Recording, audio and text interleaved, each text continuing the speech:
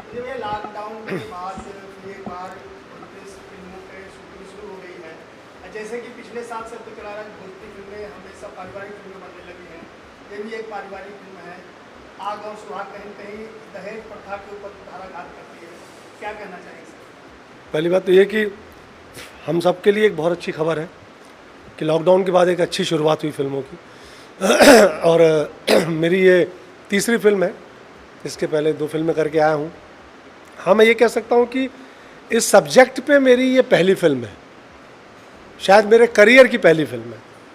मैंने अब तक पारिवारिक फिल्में की हैं, टिपिकल गांव का ठाकुर, हीरो गरीब, हीरोइन मेरी बेटी, उस तरीके के ड्रामे किए हैं जो कमर्शियली बहुत सक्सेस भी रहे हैं। इस कॉन्सेप्ट पे, दहेज पे और इस तरीके का ड्रामा या इस तरीके का किरदार, जिसके लिए मैं इस फिल्म के डायरेक्टर संजय वत्सल जी का शुक्रगुजार हूँ। और इसके लिए मैं सच में, मुझे उम्मीद नहीं थी कि मुझे इस तरीके का किरदार मिलेगा, जो मेरे लिए एक चैलेंज है। वैसे तो हर किरदार चैलेंज होता है, लेकिन ये एक पिता जिसकी बेटी को जला के मार दिया गया हो, वो किरदार मैं फील कर सकता हूँ। मैं भी एक बेटी का बाप हूँ, तो उस दर्द को, जो बेटी से एक बाप का जो लगाव होता है, उस प्यार को मैं महसूस कर सकता हूँ, जो मुझे इस फिल्म में परफॉर्म करने को मिलेगा। इस बात के लिए, सब्जेक्ट को उठाने के लिए निर्देशक निर्माता राकेश चंद्रा जी, वो भी बधाई के पात्र हैं कि उन्होंने एक ऐसा सब्जेक्ट उठाया जो भोजपुरी सिनेमा में लगभग लोग कहते हैं कि पुराना हो गया है, लेकिन समाज के लिए पुराना नहीं है। समाज में आज भी बेटियां जलाई जाती हैं, बहुएं जलाई जाती हैं दहेज के लिए। समस्या ख़त्म नहीं हुई है, सिनेमा वालों ने उसे ओल्ड सब्जेक्ट मान लिया है, पर यह समस्या आज भी ज्वलंत है समाज में। किरदार की जैसे आप बात कर रहे हैं तो बहुत गहराइयों में जाना पड़ रहा है आपको। क्या कहना चाहेंगे डायरेक्टर संजय वत्सल कुमार जी ने क्रिएट किया? मैंने शुरू में ही कहा कि इस बात के लिए बधाई कि उन्होंने इस किरदार के लिए मुझे चुना, और मैं अपने आप को लकी मानता हूँ। एक अभिनेता के पास जब ऐसे किरदार आते हैं तो वो अमीर होता है। अमीर पैसे से नहीं, अमीर किरदार से होता है कलाकार। जितने ज़्यादा नए नए किरदार वो करता है उतना वो रिच होता है। तो मुझे इस फिल्म में अमीर बनाने के लिए संजय वत्सल जी को थैंक यू बोलूँगा कि उन्होंने कंसीडर किया इस फिल्म में मुझे। और राइटर शकील साहब, उन्होंने भी बहुत अच्छी स्क्रिप्ट लिखी है। कुल मिलाकर मैं कह सकता हूँ कि एक ऐसा सब्जेक्ट जो भोजपुरी में सडनली, किसी भी सिनेमा इंडस्ट्री में एक बाढ़ आती है एक सब्जेक्ट की, एक ही तरीके के सब्जेक्ट अचानक आने लगते हैं। उस बीच में जहाँ एक फैमिली फिल्मों की बाढ़ आई है, वहाँ एक अलग तरीके का सब्जेक्ट लाना, मुझे लगता है थोड़ा सा तपती धूप में बारिश की बूंदों जैसा है।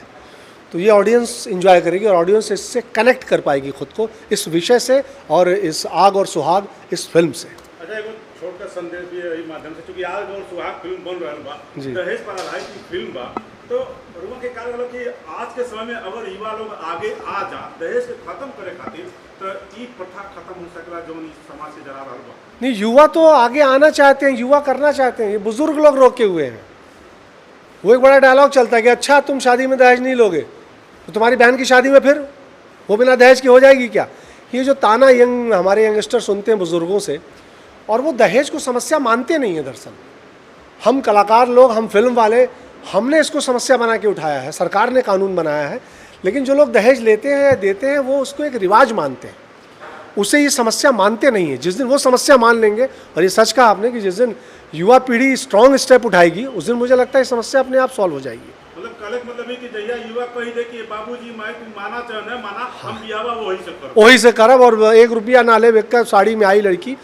लड़कों ने जिस दिन, वर ने ये प्रण ले लिया, उस दिन समस्या जड़ से खत्म हो जाएगी। क्या इस फिल्म से समाज में जागरूकता आएगी? देखिए, सिनेमा कितनी जागरूकता पैदा करता है वो दर्शकों पे डिपेंड करता है। सिनेमा अपना प्रयास करता है, फिल्में प्रयास करती हैं अपना एक मैसेज देने का, एक संदेश देने का। समाज उसको कितना ग्रहण करता है, कितना एक्सेप्ट करता है, या सिर्फ एंटरटेनमेंट के रूप में लेता है, जबकि फिल्मों ने हमेशा आगाह किया है। पॉलिटिक्स को लेकर अच्छी फिल्में बनी हैं, हमारी यूथ को लेकर अच्छी फिल्में बनी हैं, और दहेज को लेकर भी फिल्में बहुत बनी हैं। ये भी उसी एक कोशिश में एक कड़ी है, और मुझे लगता है कि ये सफल होगी फिल्म ये। इस फिल्म के जो हीरो हैं, चंबल बॉय के नाम से फेमस है, चंबल घाटी, जो बागियों के लिए मशहूर है, वहाँ से एक लड़का निकल के आता है, भोजपुरी इंडस्ट्री में ये हीरो अपने आप को स्थापित कर रहा है, रवि यादव। हाँ, ये तो बहुत अच्छी बात है। रवि के साथ मैं पहले एक फिल्म कर चुका हूँ। देव पांडे उसके डायरेक्टर हैं और राजकुमार जी प्रोड्यूसर हैं, राजकुमार पांडे जी पांचाल, और एक अच्छे अभिनेता हैं माशाल्लाह। कद काठी तो डील डॉल बहुत अच्छा है और एक्टर भी अच्छे हैं, समर्पित अभिनेता हैं। और एक अच्छी बात है कि जहाँ से डाकुओं का इतिहास रहा है वहाँ से एक अभिनेता निकला है, तो ये तो सच में एक अच्छी बहुत पॉजिटिव बात है ये। कोयले की खान में हीरे जैसा निकला। हाँ, तो रवि से बड़ी उम्मीद है और मुझे लगता है कि रवि अच्छा काम करेंगे आगे चल। श्रुति राव भी अपना एक करियर बना रही है, डे बाय डे अच्छी अच्छी फिल्में कर रही हैं। श्रुति बहुत अच्छी एक्ट्रेस है। श्रुति के साथ मैं एक फिल्म कर चुका हूँ जिसमें मेरी बेटी बनी थी। She is very good dancer, very good actor and very good singer also. तो मेरे ख्याल से मुझे लगता है कि एक्ट्रेसेस में सिंगर, एक्टर, डांसर, ये तीन का कॉम्बिनेशन बहुत रेयर है। भोजपुरी में शायद इक्का दुक्का है। तो ये उस कड़ी में एक अच्छी शुरुआत है कि श्रुति राव का भोजपुरी में आना और अच्छी फिल्में करना है।